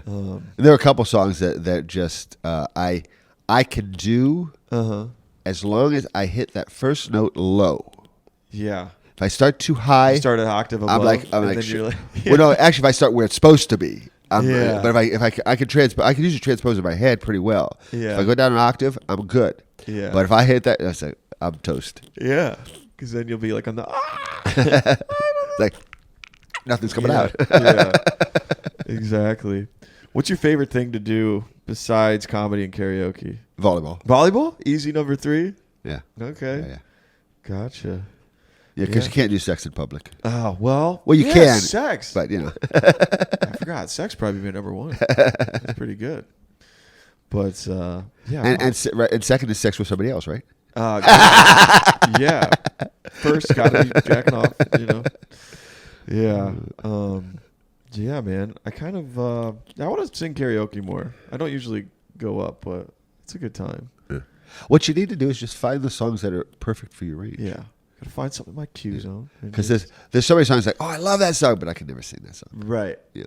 Right. And then of course there's these songs like, oh, I love that song, but it's like I'm a woman. It's like I can't sing that. Yeah. Yeah. What's your favorite movie of all time? Stir Crazy. Stir Crazy? Gene Wilder and Richard Pryor. Ooh, okay. I have not seen it. Yeah, it's good. What's the premise? They get mistakenly put in jail, and the warden has like a rodeo that he does, and finds out Gene Wilder is like a ride a bucky bronco and not fall off it. Yeah, and so Gene Wilder was Willy Wonka, right? Yes. Yeah. So it's Willy Wonka, and so Richard Pryor mistakenly in jail. Well, they did a bunch of movies together. Yeah. Silver Streak. Hear No Evil, See No Evil. Apparently, they must have gotten along really well because they did a bunch of movies together. Good chemistry. Yeah. And there was one where Gene Wilder was actually in blackface. What? Yeah. And I'm sorry, it's funny, and Richard Pryor's right there, so it's they're trying to kind of hide, So yeah. But yeah, it's like so it didn't seem offensive when you watch it. Oh, it was overly offensive. I mean, it was purposely offensive. Why was he in blackface? Well, maybe he was trying to hide from being whoever was chasing them. So he said, and he's just doing the walk and the language and everything. It's like the worst imitation of a black man ever. Yeah. But that's what made it funny. It was so over the top that he obviously loves his friend Richard Pryor. Yeah. Yeah. But yeah, and that's stuff. Is Gene Wilder, he's got to be dead, isn't he? I think he recently passed He away. recently passed away. Yeah. Okay. Yeah. Yeah. Yeah, that sneaking through is kind of like Robert Downey Jr. in Tropic Thunder, slipping through the cracks. He was blackface that whole movie. And he owned it. Yeah, He did. It He was funny. even talked about it. He that was his. He just owned it, yeah, and he said, that's what the role is. And it's kind of like the other joke I sometimes get pushback from that I think is hilarious, and most people think it's hilarious, but some people get offensive. And I have to. The timing on this is very important. If I'm too long of a delay between the first line and the second line, yeah. it gets it. And that is blackface racist if you're going as a racist? I'm a racist. That's that's the costume. I'm going as a racist. So is that racist? Because I have to go blackface if I'm going as a, and and I'm not. That's the thing. I'm asking a question. So, but if I don't say that second line first, if I say is blackface racist, I hear yes. It's like before I get into the second of course. part. Well, you do it in Nashville. That's yeah. And so, but unequivocally racist. Yeah. But that's one of those. So I have to be careful where I. Yeah. That's definitely. The one that I love. There's two PC jokes I do that hit every time. One is, and I'll see some people get uncomfortable with the first part. I said, my girlfriend hates it when I use the N word. I have to say yes to everything. Yeah. And no, being the N word he's exactly. talking about. Yeah, yes. Yeah. And then the other one I have is when I saw a woman dressed as Captain Marvel proposing to a woman dressed as Wonder Woman. And I know, it's supposed to be progressive and 2023. But there are certain things you just got to stand up and say, no, that's wrong. And I'm sorry, you can't mix Marvel and DC. Yeah. I did that. That's what you had wrong with it. I did that in Ohio. And I go back once a month. And like 2 months later, I was there, and some guy walked up to me and said, I saw you 2 months back. And that joke about the Captain Marvel was hilarious. But I honestly thought you were in trouble for a minute there. Yeah. Because the mic I go to is a college town, very liberal. Yeah. And if I hadn't been that twist, right. I probably would have gotten lynched. Right. Oh, man.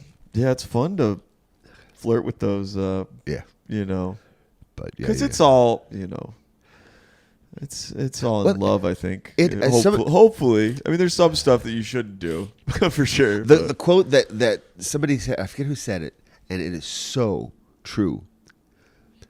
Comedians are held to a higher standard than politicians. Yeah. Well, it's to the laugh. And that's about the highest standard. standard. We're making jokes. It should be up here. Yeah. Politicians should be up here. Yeah. 100%. Yeah. I had this thing where I can't, ever since I started doing stand up, whenever I watch public speaking that's not stand up, I can't even do it. Like work meeting stuff or like a sermon or a politician's speech, all that shit is so boring to me now. All I can think is, why isn't there a laugh every 10 to 15 seconds? Yeah. Well, that's the thing is that if you do public speaking, actually, a lot of comedians, you can actually make more money doing public speaking if you've got some topic to talk about. Yeah. And you interlace it with comedy. Uh-huh. And you will get $3,000 for a job that if you did stand-up comedy, you'll get $200 for. Screw that, though. Who wants to do TED Talks? Well, no, I'm not talking TED Talks. You can do, what you do is you do a talk at a thing about whatever topic is important to you, and you have jokes about it in there. And I've seen so many TED Talks now. Are you big? Do you watch stuff on YouTube like self-help? Oh yes, or I've got some political stuff. The thing I'm having the most fun watching is Actually. It's kind of a nerd game show, Uh-huh. and the host has statements about whatever, comic books or Tolkien or whatever, and there's something wrong with the statement. And as soon as you figure out what's wrong, you say, actually. So it's like something minor, and then the nerd corrects him on like the very specific reason why he's wrong. And if you don't say actually, it's kind of like Jeopardy. If you don't say actually, you don't get the point. Okay. And so that's a cool game show. It is. Check it out on YouTube. It's really funny. Yeah. And there's a couple of them that take it really serious. Yeah. And they'll nitpick. They'll say, "Well, that's not what we're going for, but if that's true, we'll give you a point." Yeah. Oh man. And they have a whole segment on people writing in, correcting things that they did on the show that were wrong. Okay. Jeez, that sounds exhausting. All the comments in there must be crazy. Like, well, actually, what they said wasn't actually. Yeah. Fact checks and fact checking. Well, there's one they did this thing. He says, "Well, you're right, but you did say I'm actually, so we don't give you the point." Yeah. Okay. Well, you got any other? I'm trying to think. What's your favorite book? Ursula Le Guin, The Lathe of Heaven. Wow. What is that? It's Quick answer. It is actually a book that a friend of mine said, if you don't read any books that they assign you in school, read this one. Fiction? And science fiction. It's basically, the premise is this guy in his dreams changes reality. His psychiatrist realizes this and tries to manipulate his dreams to improve reality. Things never quite work out quite as expected, and it's hilarity ensues. Was that not hilarity? But it's like it's trying to fix the problem that fix. But it's just the concept is just so. How long is the book? It's not that long. It was paperback. It was about Okay. Yeah, but I could read something that thick. Yeah. What's it called again? The Lathe of Heaven. The Lathe of Heaven. Yeah. Okay. I like. And anything by Douglas Adams. Okay. I love Douglas Adams. Yeah, I'm trying to get more into reading lately because I think I've seen every video on the internet, or like, I don't know. For some reason, entertainment doesn't do it for me as much anymore. Like, I have a hard time finding movies I really like now. Because I feel like I kind of know what's going to happen. Yeah. Like, Well, you'd like Douglas Adams too, because he has a really bizarre sense of humor. yeah. Like, the weirder the better now is the stuff that I'm kind of into. Hitchhiker's Guide to the Galaxy is a 5-book trilogy. Okay. Yeah. Right there. 5. Oh. But yeah, it's one of my favorite lines in it is he kind of has this Encyclopedia Galactica that and talks about the history, and the archaeologists found definitive proof of God. But since God says you can't prove my existence, you have to take it on faith, proves that God doesn't exist.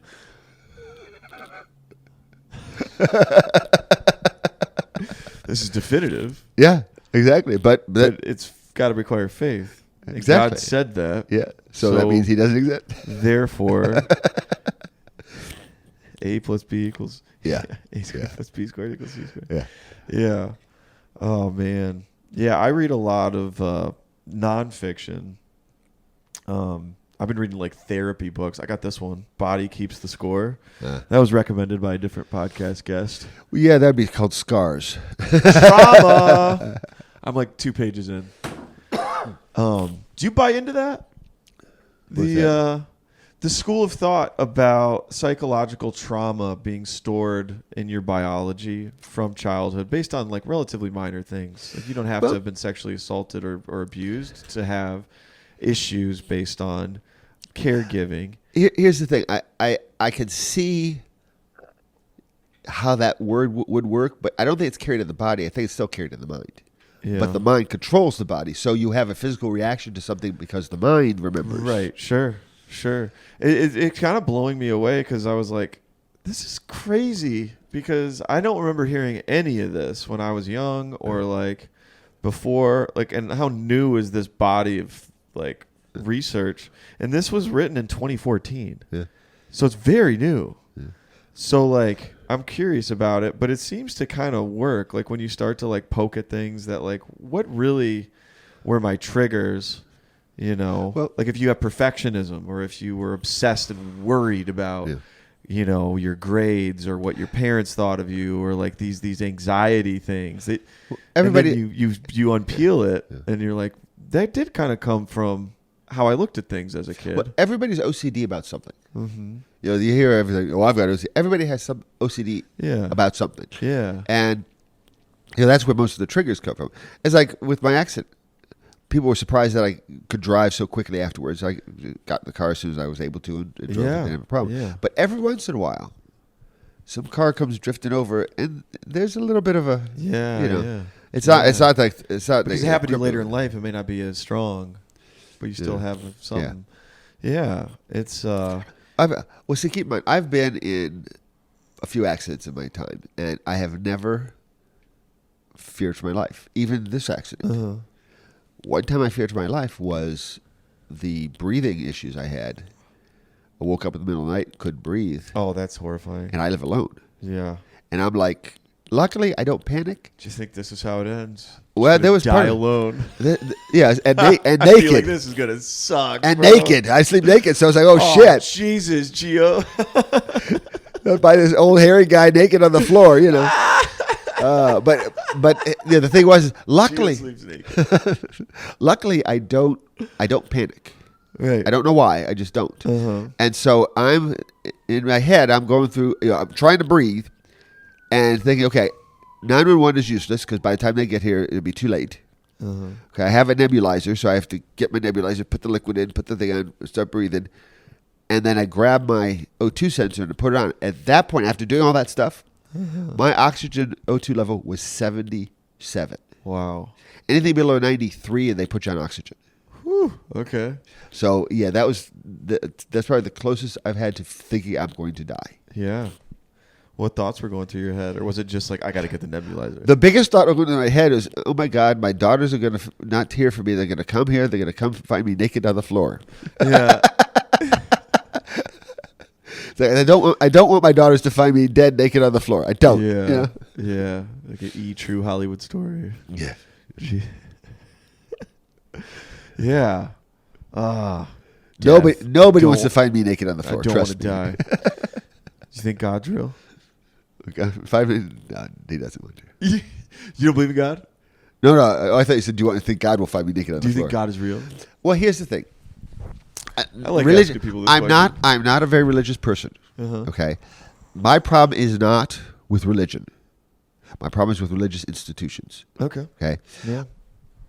Let's say I'm of the mindset that God doesn't exist. Okay. Big Bang theories are how everything started, right? Mm-hmm. Where did the gases come from? I don't know. Exactly. Something had to start something. Yeah, I mean, to me, the Big Bang, back when I was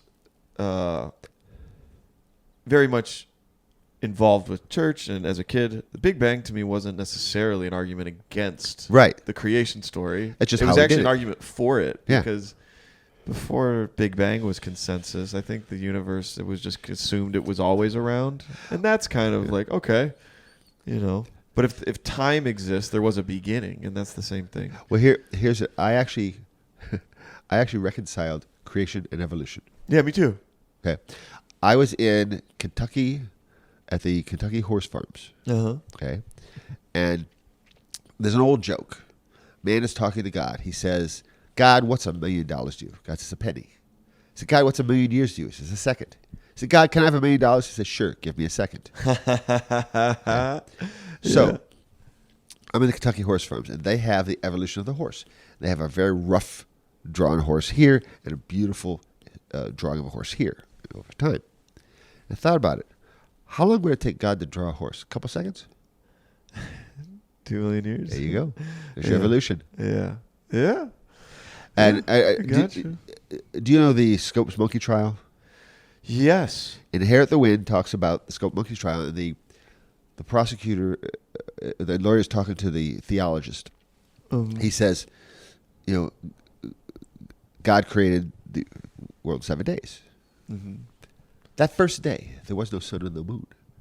So there was no reference to time. Could that first day have been 25 hours? He said, could have been. Could have been 20 million years. Yeah. And that right there is like, well, yeah, so that fits. And again, the whole second thing. Right. God says a day. Well, yeah, that first day, we don't know how long that day was to him. Sure. Yeah, 100%. And it doesn't need to be read.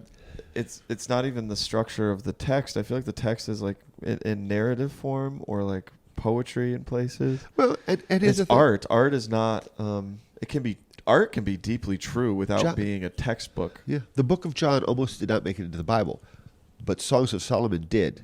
Sex book. So hot and heavy Songs of Solomon. You got to wonder who made that decision. You know, it's like, well, God made this. No, a a man made that decision who said he was inspired by God. But then again, I know people who say they were inspired by God to kill people. Yeah. You know. For sure. So You gotta have faith. Yeah. Unless you find definitive proof, and then we know it's not.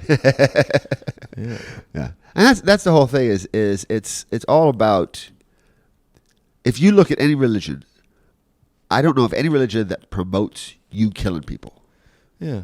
Yet, one of the biggest rationales for killing people is religion. Yeah. You know, so it's not the religion. It's the religious institutions and the people that are using that.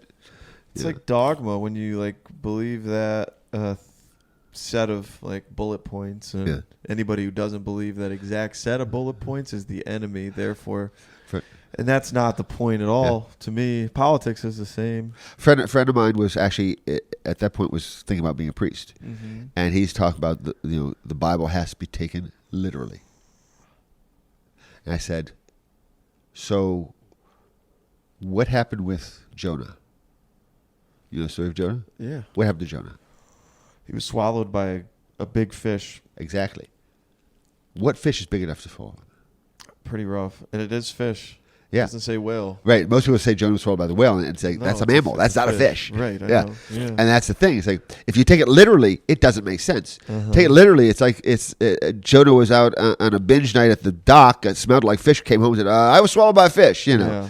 But and Jonah is actually a beautiful story about running from obligations or your true destiny, and that it doesn't work out, and you got to go to the depths and be and see spit back up. It's all about it's allegory, right? You know, and it's allegory is metaphor. more powerful than the literal story being true anyway. And then you've got the whole interpretation issue. The Christian scientists have a book as thick as the Bible on every book of the Bible. Right. Yeah. Yeah. They have one of my clients, and she had a bookshelf, and the whole width of the bookshelf was the Bible broken down in books this thick. Yeah. It's I heard somewhere the Bible is the first hyperlinked text, which means there's it internally references itself throughout. So if you connected all the hyperlinks, it creates this really crazy image of like the beginning connecting to the end and connecting to it looks like this crazy web of. Well, you think about this. Most of the books of the Bible were written 30 some years after they happened. At least. Can you remember what happened 30 some years ago in great detail? No. Exactly. Now, can you remember 30 days ago in great detail? I was 4. Yeah. Don't really remember. Yeah. But I mean, even 10 years ago, that kind of detail they have? No. No. So you're going to fill that story. I know bullet points. I'm going to fill in the details. The details are probably not accurate. Yeah. And there's nothing wrong with that, but to come back and say, this has to be taken as literal. No. Come on. Yeah. Well, Gio, we almost got to get to comedy. We do, yeah. Anything else you want to cover? You also post Boiler Room. Yeah. And that's your show. Yeah, I produce that show. Yeah. You produce that yeah, that's the word, produce. You produce the show. Yeah. And you had me on one time. I loved it. Thanks for having me. Yeah, we have Ryan Cox is headlining tomorrow. Okay. This won't come out tomorrow, unfortunately. I don't care. I'm just talking. But it's a regular show. Yeah, first Friday of every month. First Friday of every month. If you follow Gio and Button Down Comedy. I love that room. It was so cool. Yeah. Audience attendance is hard, I think, because it's not a separate establishment. Yeah, you have to drive the business to it as opposed to you have people that are going to be there. Right, for sure. Yeah. But great room. Anything you want to say about that show besides? No, I think we're gonna have a good turnout this time. We've got a lot of people saying their comment. Okay. We're gonna have to hang flyers up tomorrow because somebody tore down almost all the flyers yesterday. Really? Yeah. Damn. Vandals. Button Down Comedy. So before we go, you want to promote all your stuff? GOW on Comedy GOW on Instagram, on Facebook, and I think TikTok it's just Comedy Geo. Okay. Are you still doing the online shows? Yeah. Yeah. The second and fourth Fridays, we're doing those. And those are through Button Down Comedy as well. Yeah. And how do those work? I remember we did one of those too. Yeah, they're pretty. Getting the audience on those is rough. I had the last one I was not able to host, so I had Chris host it. He had technical problems getting into my account, so we lost some of our audience because they went to my room and there was nobody there. Yeah. Yeah, virtual shows. Brutal. During the pandemic, I was doing 4 a night, Yeah. so I got a lot of practice. Yeah. Yeah. Yeah. Just into the void. Yeah, there were a lot of people come off mute and there were a laugh. lot of comedians that did nothing during the pandemic. Yeah. And so they came back really rusty. For sure. They didn't even write. Yeah. So, yeah. Sure. I'm glad I did that because it was something to do, and it also helped me hone my skills. Mm-hmm. Awesome. Well, thanks for coming on, man. It's been it was fun. Yeah. It's been a pleasure. How long did we go? Hour 44? Oh my gosh. It's a long episode. There'll be some trimming. Yeah. No, I don't trim any of No? it. Yeah. I'll do a little clip or something. But yeah, this was fun. So just watch it on 1.5 speed. Watch it sped up. That way you could have 2 chipmunks talking. Yeah, exactly. Well, check Gio out, follow him, check him out on stage, and yeah, thanks for coming, man. Thanks for listening, everybody. See you next time. All I heard was the shoe toe tap. All I heard was the shoe toe tap.